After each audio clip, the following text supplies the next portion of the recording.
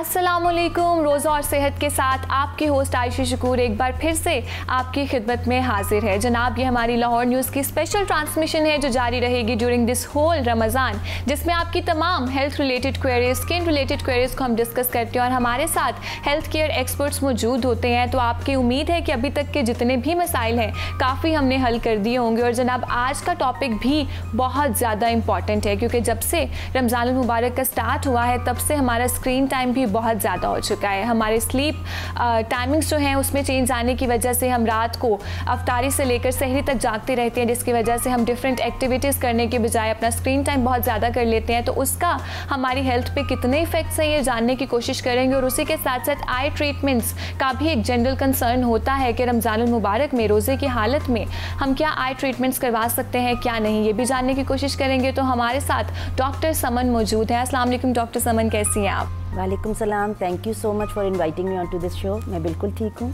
और आप बहुत फ्रेश लग रही हैं और मुझे लग रहा है कि आपके रोज़े बहुत अच्छे जा रहे हैं अभी तक। अल्हम्दुलिल्लाह जी।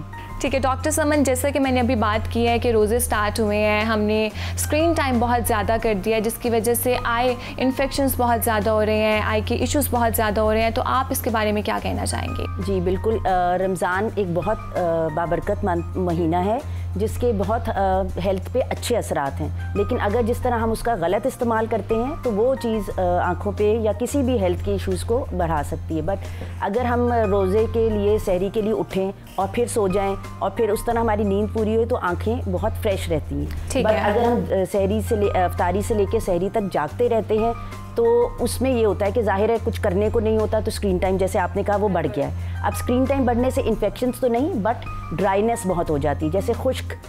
इसीलिए जो चीज़ बीमारी पहले बुजुर्गों में होती थी वो अब बच्चों में भी आ गई है।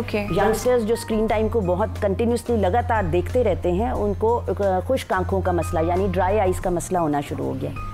अच्छा, वैसे हमने ये देखे फेस ड्राइनेस या हमारी स्कैल्प में ड्राइनेस हो जाती है, हमारी आई में भी ड्राइनेस हो जाती है। ठीक है, इसीलिए होती है कि जब हम स्क्रीन को या टीवी को देख रहे होते हैं तो हमारा ब्लिंकिंग मैकेनिज्म जो पलक झपकने का अमल है वो कम हो जाता है। जिसकी वजह से, क्योंकि जाहिर उसमें इन्वॉल्व हो जाते हैं बच्चे तो ज़्यादा, और जो भी उसको देखेगा वो पलक नहीं झपकेगा तो हमारी जो आंखें हैं, पलकें, कॉर्निया है जिसको गीला रहना है वो खुश्क हो जाती है। तो उससे ड्राइनेस के इश्यूज़ बहुत होते हैं। बच्चे बार बार आंखें झपकते हैं या मलने की कोशिश करते हैं या सुरख हो जाती है या रेडनेस या थकावट हो जाती है। तो ये चीज़ें सारी स्क्रीन टाइम से हैं। इसीलिए इसके लिए ज़रूरी है कि हर 20 मिनट के बाद 20 सेकंड के लिए 20 फुट दूर इंसान देखे। ठीक है, दिस इज़ कॉल्ड 20-20 का रूल होता है जो हम हर पेशेंट को इस तरह बताते हैं जो स्क्रीन टाइम जिनका ज़्यादा है। तो ये एक बहुत हेल्पफुल है। इसके अलावा जो मतलब अद्वियात इस्तेमाल करनी है वो डॉक्टर के पूछे बगैर ना करें। और लेकिन ये चीज़ एक अपनी हैबिट बना लें कि हर 20 मिनट के बाद 20 सेकंड के लिए थोड़ा सा रेस्ट ले लें, 20 सेकंड का। अच्छा, वैसे ये आपने डिस्टेंस कितना रखना चाहिए? हम देखते हैं कि आजकल हमारी जनरेशन जो है वो बहुत ज़्यादा मोबाइल यूज़ करती है और हमारे बॉडी के जो पोर्ट्रेट होते हैं उस तरह से नहीं होता। हम बैठे होते हैं, मोबाइल की डायरेक्शन वो नहीं होती, और स्पेशली जो छोटे बच्चे होते हैं वो तो बहुत ज़्यादा बिल्कुल ही आंखों के पास रख के यूज़ करते हैं मोबाइल को। जी बिल्कुल, आँखों के बहुत करीब नहीं रखना चाहिए क्योंकि इसमें ये जो ऐनक लगने का अमल है वो बढ़ता चला जा रहा है। बच्चे जब करीब रख के चीज़ें देखते हैं, जब ज़्यादा चीज़ बुक रीडिंग भी इवन, और सर झुका के देखते हैं और बहुत करीब से, तो उसमें ये हो रहा होता है कि मेरी आँख, कॉर्निया की आँख, आई बॉल की शक्ल बदल रही होती है। तो वो जिन लोगों में एक तो जेनेटिक्स में है कि ये जिनकी पेरेंट्स को लगी हुई ग्लासेस उनको भी लगती हैं, लेकिन ये जब ये ऐसा अमल होने लग जाता है कि करीब देखने का तो बच्चों में ये चीज़ मायोपिया इंड्यूस हो जाता है जिसको हम कहते हैं। और ये होता है कि दूर देखने के लिए उनकी जो नज़र है वो कमज़ोर हो जाती है, इसको मायोपिया कहते हैं। तो इसलिए बहुत करीब नहीं रखना, 33 सेंटीमीटर्स पे रखें। पोस्चर की आपने बहुत अच्छी बात की है, पोस्चर बिल्कुल स्ट्रेट होना चाहिए आपका, आई लेवल, और जो अगर लैपटॉप यूज़ कर रहे हैं तो वो एक लेवल पे होना चाहिए। फिर इसके साथ साथ मैं बताती चलूँ कि जी बैकग्राउंड इल्यूमिनेशन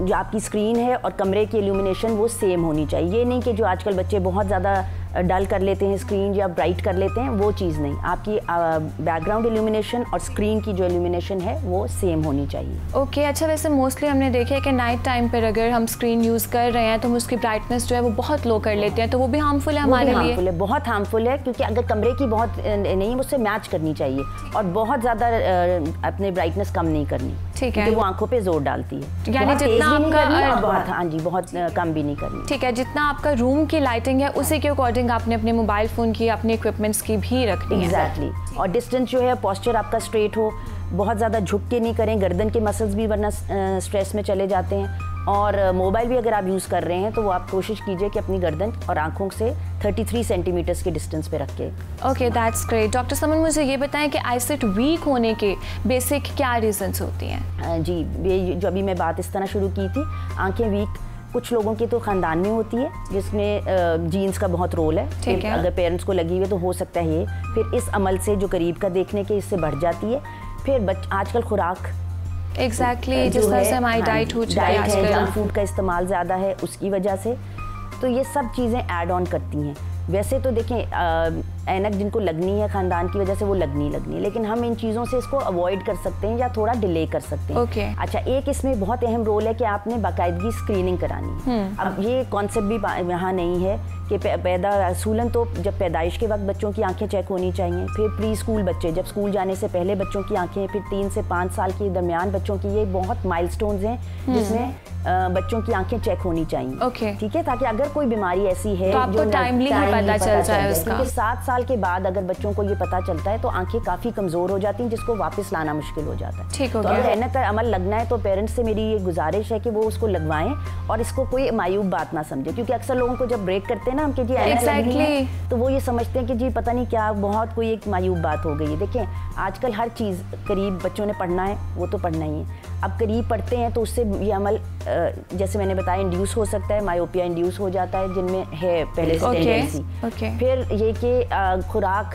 या तो उनको बहुत अच्छी खुराक दें, जंक फूड का इस्तेमाल कम कीजिए, नींद का उनका ध्यान रखिए, और ये सब चीज़ें मिलके तो इंसान की, और टाइम से ग्लासेस लग रही हैं तो वो हर 6 माह बाद उसका चेकअप कराइए। अच्छा, वैसे आपने बहुत इंपॉर्टेंट बात की है कि मायूब ना समझा जाए। हमारे अगर लेट्स सपोज छोटी एज में बच्चे को आईसाइट का इशू हो रहा है तो पेरेंट्स बहुत ज़्यादा कंसर्न हो जाते हैं, ठीक है, विच इज़ गुड। लेकिन अगर आप ये कहें कि अच्छा थ्रू मेडिसिन आप इसका ट्रीटमेंट कर लें या इसको ग्लासेस ना ही लगें, तो ये चीज़ नहीं करनी चाहिए। आपको उस चीज़ को एक्सेप्ट करके उसके ट्रीटमेंट की तरफ जाना चाहिए।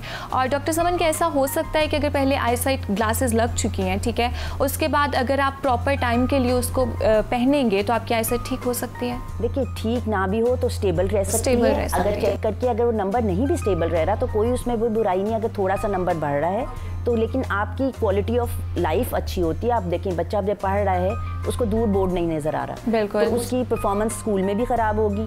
अगर कोई ड्राइव कर रहा है और वो ग्लासेस नहीं लगाता तो वहाँ भी उसको ड्राइविंग का भी एक हैजर्ड है। तो इसलिए ऐनक लगाना और उसको टाइमली चेक कराना। हाँ, कुछ है कि रुक भी सकती है और नहीं भी अगर रुकती, क्योंकि देखिए ये आई बॉल के साइज के डिपेंडेंट है। कि हमारी अल्लाह ताला ने जिस तरह बॉडी ग्रो कर रही होती है, हमारी आंख का साइज भी ग्रो कर रहा होता है, तो ये उसके लिए अकॉर्डिंगली हमारा नंबर चेंज होता जाता है। तो ये चीज़ हम ये नहीं कह सकते कि ये रुक जाएगी या नहीं। हाँ, कम हो सकती है, स्टेबल रह सकती है, या ना भी हो तो इसमें कोई बुरी बात नहीं है। उसको हम रेगुलर चेकअप से, बच्चे को नज़र आना या इंसान को नज़र आना ज़रूरी है। बिल्कुल, तो वो चेकअप होके अगर नंबर ठीक हो रहा है तो वो लगाना ज़रूरी है। और अगर इतना ही बुरा है तो फिर बड़े होके ये ग्लासेस रिमूव हो सकती हैं, वो रिफ्रैक्टिव सर्जरीज अवेलेबल हैं, तो वो टेक्नोलॉजी तो आ गई भी। एग्जैक्टली जी, टेक्नोलॉजी की तरफ अब आ जाते हैं, बहुत ज़्यादा ट्रीटमेंट्स पे आ गए। हमने देखा लेज़र ट्रीटमेंट्स बहुत ज़्यादा आ चुके हैं, तो वो कितने इफेक्टिव हैं? अल्हम्दुलिल्लाह बहुत अच्छी टेक्नोलॉजी है। ऐनक, अगर सिर्फ इस ऐनक उतारने, क्योंकि लेज़र तो हर बहुत हैं, बेशुमार फील्ड्स में है, मतलब जो जितनी बीमारियां उनमें, लेकिन अगर हम जैसे अभी नज़र की बात कर रहे हैं, उसमें जो लेज़र हैं वो रिफ्रैक्टिव सर्जरीज हैं। डायोड लेज़र इस्तेमाल होता है, 2 तरह की सर्जरीज हैं, और अल्हम्दुलिल्लाह बहुत इफेक्टिव हैं। रिस्क फैक्टर्स बहुत कम हो गए हैं, लेकिन डॉक्टर जिनको मुनासिब समझता है कुछ टेस्ट कराते हैं, और जिनके लिए बेहतर होती है उन्हीं का होता है। हर पेशेंट के लिए रिफ्रैक्टिव सर्जरीज भी नहीं हैं, तो इसलिए उसका चेकअप लाजमी है, और उसके साथ साथ जिनके लिए सूटेबल होगी। ठीक है, आप सारी हिस्ट्री वगैरह लेकर उसके अकॉर्डिंग आपको लगता है कि जिसको सूटेबल है उसको ही लगाते हैं, तो किन पेशेंट्स को आप नहीं सजेस्ट करते? देखिए, जितने हम एक स्कैन कराते हैं जिसमें अगर कॉर्निया की थिकनेस ठीक है, कुछ जिनमें हार्मोन्स की बीमारी है, जिसमें शुगर, थायराइड, फीमेल्स में कोई हार्मोनल इम्बैलेंस वैसे है, ठीक है, तो उन लोगों को हम रिकमेंड नहीं करते। ठीक है, फिर जब हमने स्कैन किया उसमें कुछ लोगों का कॉन्ट्राइंडिकेशन आ जाती है कि जी वो लोग करा ही नहीं सकते, उनकी क्योंकि जो पुतली है जिसको कॉर्निया कहते हैं उसकी थिकनेस जो है, मोटाई जो है वो मतलब उस लेज़र प्रोसीजर के लिए काबिल कबूल नहीं है। ठीक हो गया। इसलिए उनको भी हमें ना करनी पड़ती है। फिर जिनके पर्दे पे कोई बीमारी हो, वो उन लोगों के लिए भी ये लेज़र सूटेबल नहीं है। तो हम समझा देते हैं सारी चीज़ें, और फिर आप पेशेंट की को ये समझ आ जाना चाहिए कि जी उसके लिए ये सूटेबल है या नहीं है। ठीक है, एग्जैक्टली काउंसलिंग बहुत ज़्यादा इंपॉर्टेंट है आपके यहाँ पर।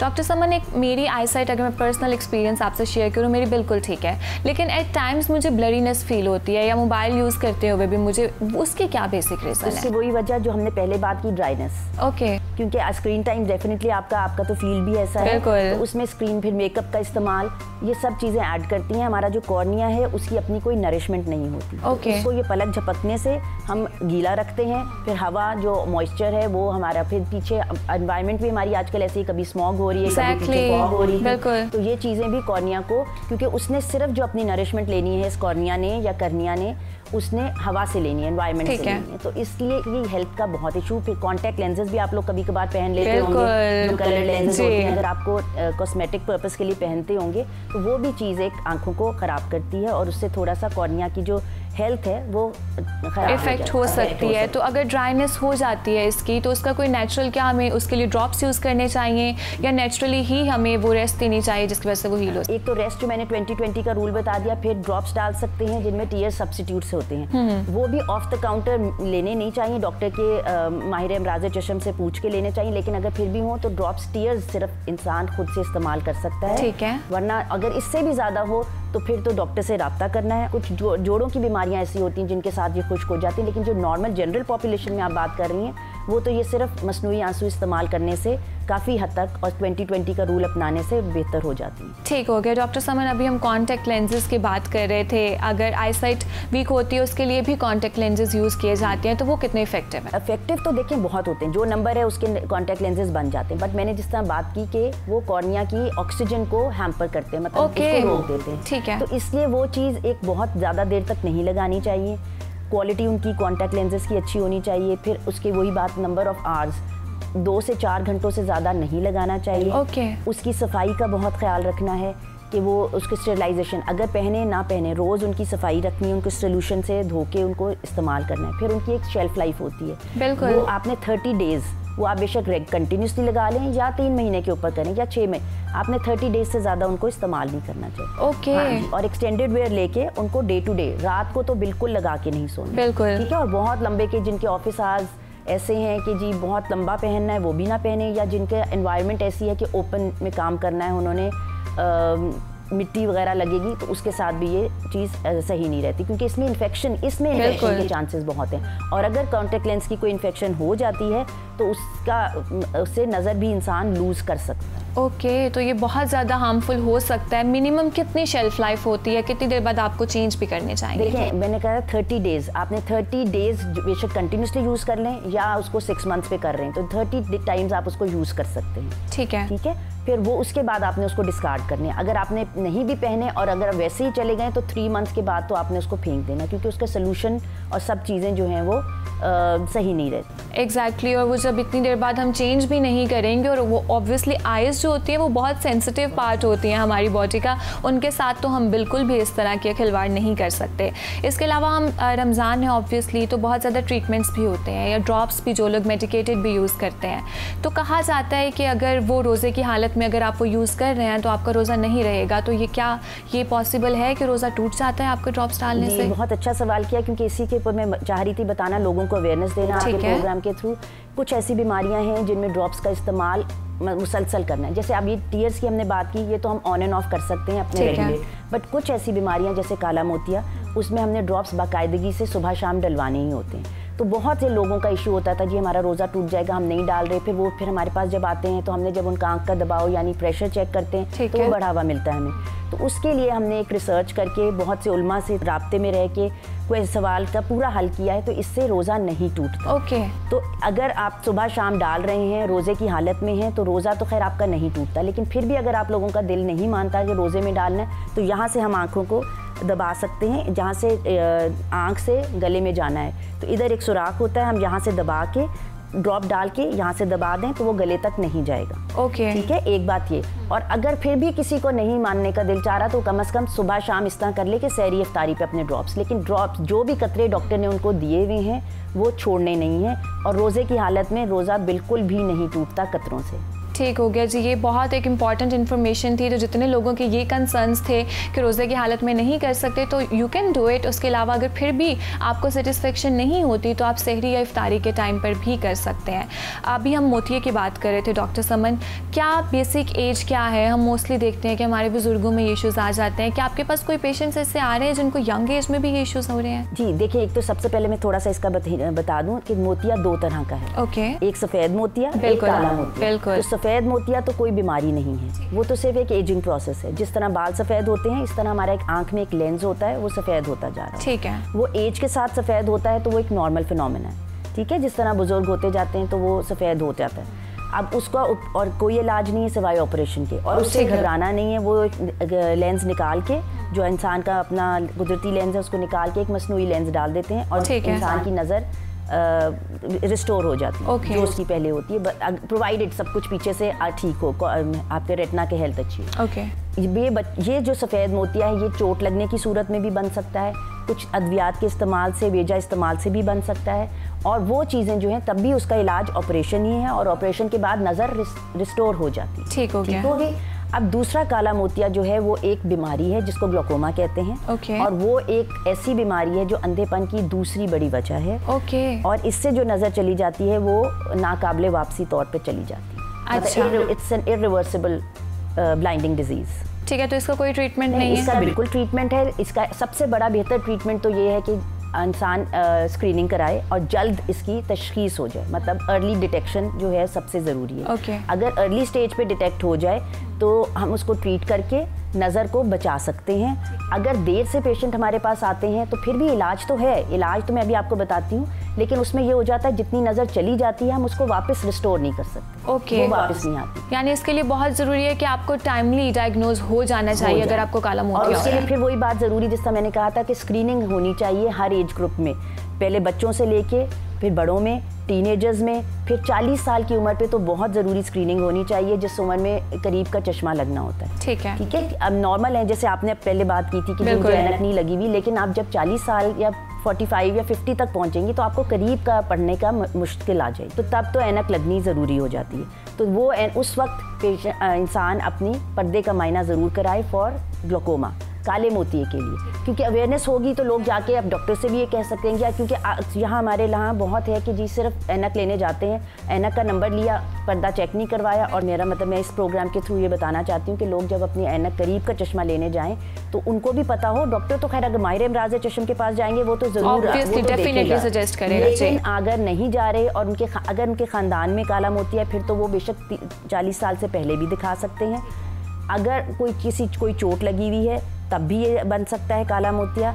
अगर बेजा इस्तेमाल अद्वियात का, जो लोग खुद ही डाल लेते हैं, जी हम अर्के गुलाब डाल रहे हैं, उसमें हमें नहीं पता कि स्टीरॉइड्स है, तो स्टीरॉइड्स के बेजा इस्तेमाल से भी काला मोतिया बन सकता है। ठीक है। और आप जिस तरह बात कर रही थी कि बच्चों में, तो पैदाइश पे भी ये काला मोतिया होता है, तो वो भी पेरेंट्स को विजिलेंट रहना चाहिए, देखना चाहिए कि जी मोटी मोटी आँखें हैं, उसमें थोड़ा सा भी अगर सफ़ेदी आ रही है या मोटी आँखों का भी चेकअप कराना लाजमी है, ताकि हम देख लें कि जी उस वक्त ही तशखीस हो जाए कि जी इनको काला मोतिया तो नहीं है। तो काला मोतिया जो है वो एक बीमारी है जिसकी ट्रीटमेंट जो है सबसे ज़रूरी है कि अर्ली डिटेक्शन। ठीक है, अर्ली डिटेक्शन होगी तो ही आप ज़्यादा अच्छे तरीके से उसके क्योर की तरफ भी जा सकते हैं। क्योर में उसमें कतरे हैं, लेज़र्स हैं और सर्जरीज हैं। ठीक है, तो तीनों ऑप्शंस हैं। आप जितनी वो सिवियरिटी होगी उसके अकॉर्डिंग उसका ट्रीटमेंट जो है वो आप उसका सजेस्ट करेंगी। डॉक्टर समन, एक नॉर्मल पेशेंट है जिसकी आईसाइट बिल्कुल ठीक है, उसको भी बहुत ज़रूरी है अपने रेगुलर इंटरवल्स पे आईसाइट चेक करवाना? जी बिल्कुल। देखिए नॉर्मल है लेकिन हमें नहीं ना पता, क्योंकि इसके कोई अलामात नहीं होते। कुछ बीमारियाँ ऐसी हैं जो कि अलामात के बगैर आती हैं और उसमें अगर हम चेक कराते रहेंगे, देखें ये ज़रूरी नहीं है कि आप हर महीने करा रहे हैं, आप साल में एक दफ़ा करा लें।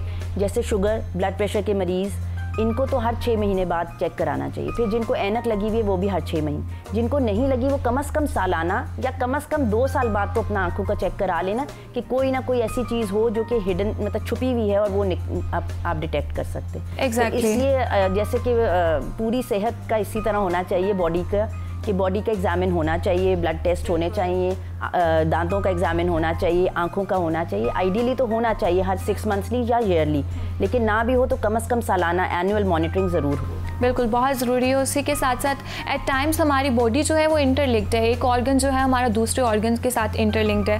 हमें अगर हेडेक हो रही होती है, हमें लगता है हमारा सर दर्द है, लेकिन उसके भी इश्यूज़ आपकी आईसाइट की वजह से भी हो सकते हैं। जब आपकी आईसाइट वीक है उसकी वजह से आपका सर दर्द भी स्टार्ट हो जाता है। ये तो बच्चों में सबसे ज़रूरी यही है कि बच्चे अगर कंप्लेन कर रहे हैं कि जी हमें बोर्ड नज़र नहीं आ रहा या सर में दर्द रह रहा है, तो उस सर में दर्द को इग्नोर ना करें। सबसे पहली जो सबसे मतलब आसान चीज़ है वो ऐनक चेक करवाइए। अगर ऐनक लगने से बच्चे की हेडेक ख़त्म हो जाती है तो बहुत अच्छी बात है, वरना फिर खैर दूसरी अगर ऐनक नहीं लगती फिर भी सर में दर्द रहता है, फिर दूसरे डॉक्टर्स को कंसल्ट हम रेफ़र कर देते हैं। बिल्कुल जी। डॉक्टर समन, thank you so much for giving us your time. It was lovely talking to you. उम्मीद करती हूँ व्यूअर्स जितनी भी डॉक्टर समन ने आई रिलेटेड टिप्स दी आप उनको यूटिलाइज़ करेंगे और अपने रमज़ान मुबारक के मुक़द्दस महीने में उनको यूज़ करके अपना स्क्रीन टाइम जो है उसको भी कुछ रिड्यूस करेंगे, ताकि जितनी भी प्रॉब्लम्स जो हैं वो उनको हल कर सके। इसी के साथ साथ रोज़ा और सेहत से मुझे दीजिए इजाज़त। अल्लाह हाफ़िज़।